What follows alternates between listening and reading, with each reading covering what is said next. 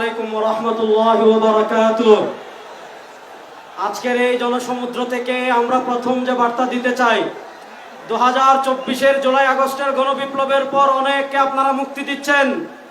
আমার ভাই ফারাবী সহ আশিকে রাসূলকে কেন এখনো কারাগারে বন্দী করে রেখেছেন? বাংলাদেশের শাতিমে রাসূল ইস্যুতে যতজন আশিকে রাসূলকে কারাগারে বন্দী করে রেখেছেন, অতি শীঘ্রই তাদেরকে মুক্তি দান করতে হবে। 2 নম্বর, অন্তর্বর্তীকালীন সরকারের কাছে আমরা দাবি জানাতে চাই, আপনারা পিলখানা ট্র্যাজেডির জন্য তদন্ত কমিটি গঠন করেছেন, 2024-এর জুলাই আগস্টের গণহত্যার জন্য তদন্ত কমিটি গঠন করেছেন, 2013 সালের শাপলার গণহত্যার জন্য কেন এখনো তদন্ত কমিটি আপনারা গঠন করতে পারেন নাই?